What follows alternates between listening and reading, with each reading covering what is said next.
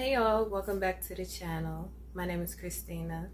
I talk about femininity, glowing up, being the best versions of yourselves, and we are decentering anybody who stands in the way of that. You are the prize. And I don't even care what guys say when they're like, oh, what do you bring to the table? Because first of all, you asked for my number, so you should already have the table figured out. One thing my mother always taught me was that if the guy that you're dating is psychotic, your kid is going to be psychotic. And that's who you're going to have to deal with. The kid, the little mini version that's going to be on your hip. So we need to be on guard with our bloodlines. Beware of toxic bloodlines, not putting toxic individuals before our mental health. And women, we have a monthly cycle where we're up, we're down, we're in the middle. And so we are very careful of how we treat ourselves. And everyone else doesn't care about how they treat themselves. You know, they get 2 hours of sleep, drink all night, and then they go in and do a double shift.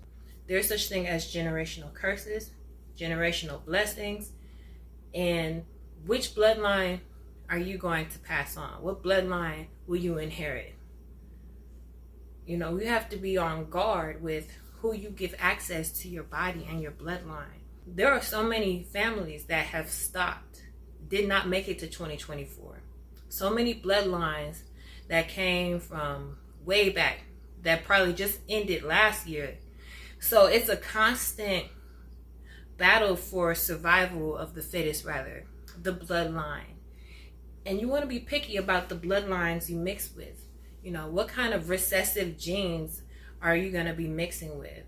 Do you have the potential of exasperating in your kid? A lot of us already made mistakes and hooked up with somebody and found out the hard way. But when you are selective as a woman, you raising your price and you knowing, okay, I don't have to get my emotions, caught up with this guy because I can't see myself having his baby because he's crazy.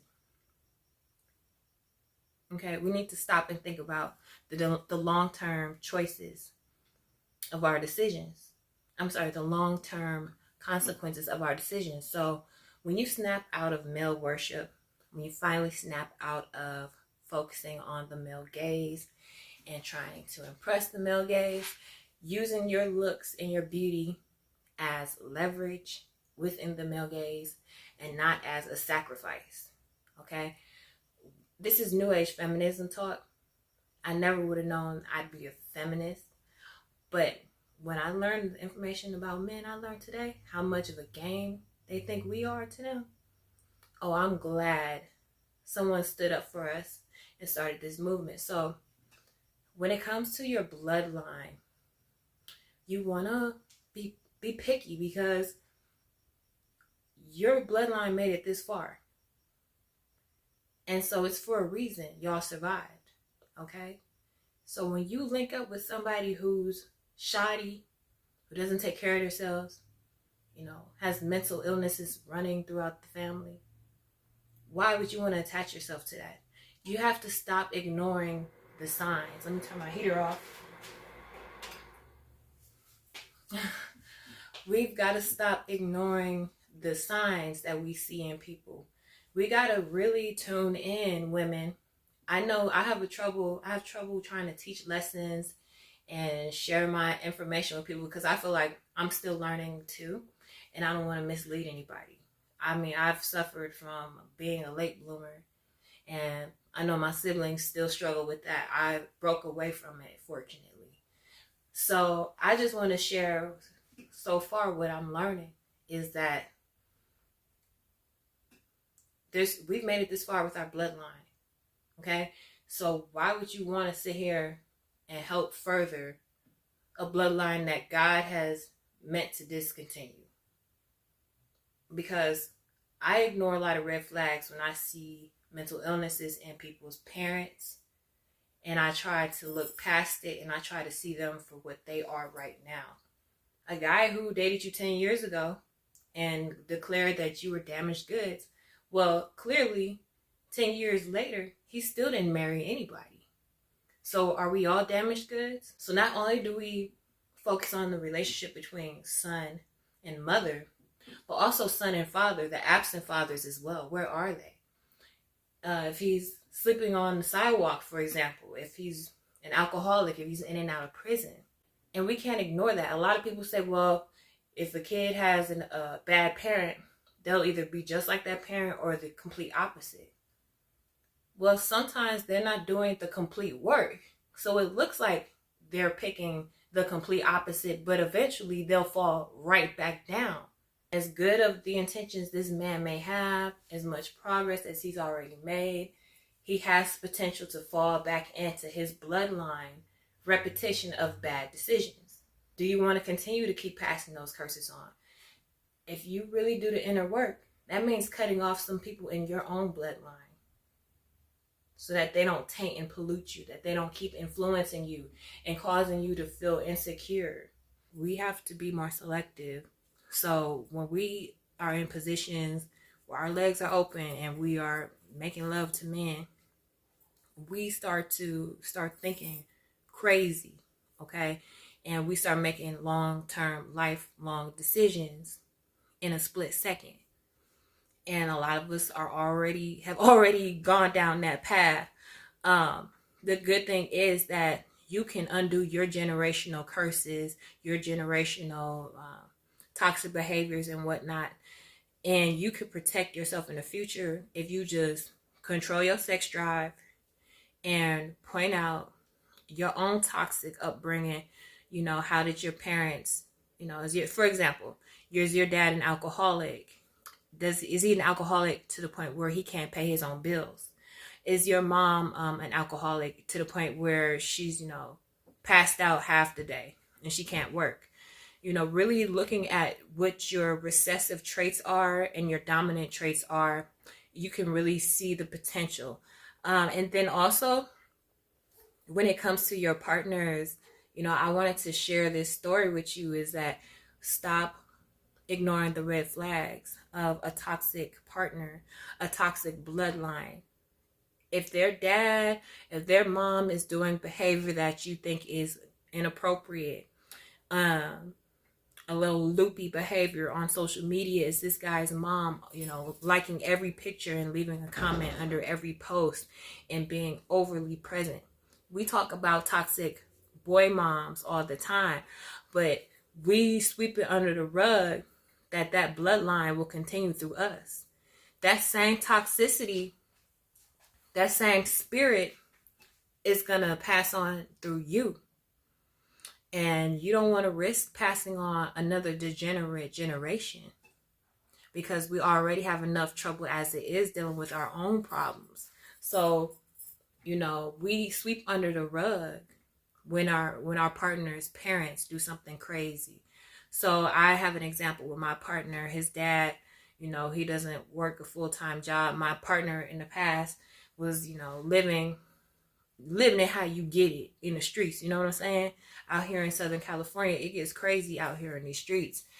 And I thought that was no big deal because my partner at the time, he wasn't exhibiting those qualities.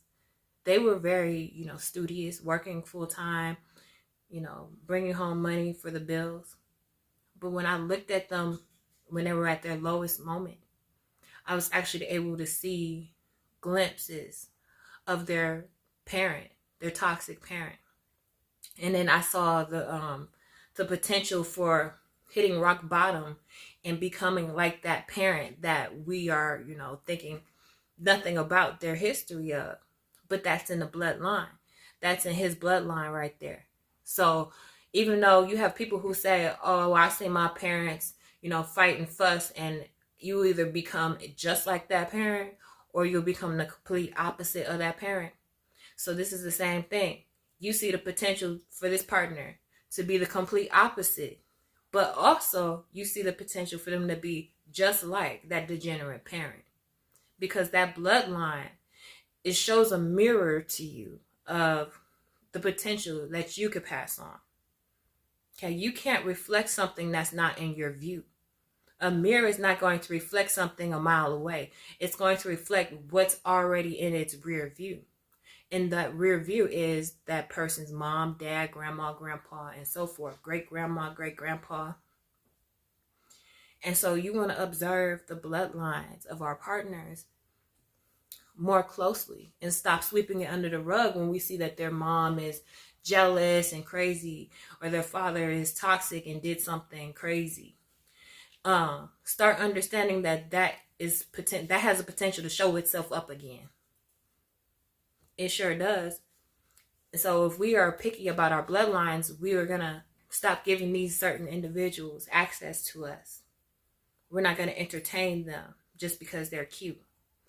We're not gonna make lifetime decisions based on someone's behavior, good behavior for the time being.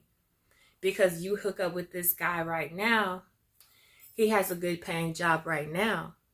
But what happens where he gets injured and they prescribe him pain pills and he can't work? Now he's got an addiction to these pain pills. And because he has a predisposition of keeping this addiction up because of his bloodline, now you just married into a horrible bloodline. You basically are passing it on. And also pay attention to the bloodlines that are here today right now, because there are bloodlines that are discontinuing every day because that last name isn't getting carried on. People are dying and not procreating. And so the people that are here, you know what I'm saying? You may assume that it's the strongest that survive. But that's what we are being careful of, that only the strongest survive. You're not procreating that weakness. You're not passing that on, because you hot in the pants and you think this guy is cute. So one of the things that really shocked me was that I got to see my life with somebody that I wanted to be married to once. And we still dated even after we broke up, or, got to see how each other was living after our relationship ended. And it's a weird way of looking into your future without actually being committed to it. So I saw what would my life be like if I lived with him, if I had his babies, if we went on. I see that job he had, they just let him go. And at the time, that would have been a reason why I would have tied myself to him. So if we could just control our sex drive, ladies, and stop letting what's happening in the time being, manifest itself forever and into eternity, rather. I'm basically saying is, get a grip. Stop procreating with dusties. Stop giving your womb to the people who are going to destroy your womb later on, destroy the next generation. Being alert of your partner's parents is very important. Stop sweeping that under the rug, the fact that their dad is in prison for 20 years of his life. Yeah, his dad might be cool and he might be down and he seems functional. It's still a recessive trait, and your partner was exposed to it. So, I'm not saying to think that you're all that and that, I'm not saying that you need to operate like you're all that and like you don't have any flaws too. But what I am saying is that be aware that it didn't disappear. That gene is not just going to stop. That genetic deformity don't just die off unless you literally die off. And if you want to have kids with this person, you passing it on. You passing that bloodline on, that toxic bloodline. So be aware of who you mate with. Be aware of who you allow access to your life. Be very selective, ladies, and pay close attention to your partner's parents and grandparents. I don't care if your partner is the complete opposite. I don't care if your partner was in foster care. Okay, pay close attention to the bloodline. There are things happening in the spirit realm that we can't see in our flesh. Okay, so like I said, if you go to a grocery store and somebody hits on you and you know that in your own bloodline, your uncle's a perv, you may have been touched on when you were a kid, your mom, your aunts and so forth have been touched on as children or as adults even. And maybe you haven't even been touched on, but because that spirit, that influence was on you, People operated with that in their minds, and they're on their cursor, on their DNA. So because that influence was around you, the men who are comfortable around you are the people with that same genetic marker, the people who've been through the same, who are perpetrators the same. You're going to attract that. And my greatest glow up, I'm telling you right now, my greatest glow up was when I cut off my bloodline, when I cut off my closest bloodline and said, I'm not going to repeat what y'all did. I'm going to go down my own path in life. And if that means me not having kids, whatever, so be it. But I'm not going to continue to be influenced, because this bloodline will take me down a path of death and destruction. If I continue to express that recessive trait, that toxicity, I already know where I'll end up at. So what I'm just saying is, be cautious of your own generational curses. And once you eliminate those curses head on, and your partner does too, it takes more than just a good job. He needs to confront his curses, and because it is so hard to break these generational curses. It is so challenging. When I had to do it, it didn't happen overnight. I was really trying hard. It was so hard, I was losing my mind. And to this day, I still have to rehearse how to unlearn the toxic upbringing that I had. But instantly, my new social media pages just grew, doubled overnight. It was almost embarrassing, because I knew that my family members that I weren't really communicating with that much anymore, they were seeing that. And I'm sure it made them feel a certain kind of way, that the moment that I stopped communications with them, that I all of a sudden blossom. That could be your glow up story too. You can literally blossom instantly, overnight, when you cut off certain influences in your life. And so if you gotta delete your Instagram and start your TikTok over again, where people can't find it, or at least long enough so you can really develop the person you were meant to be, that God meant you to be, you're gonna have to do that. You're gonna have to get away from your own generational curses and bloodline, and be cautious of other people's generational curses and bloodlines as well. My name is Christina. Make sure you guys subscribe to the channel. Talk to y'all in the next one.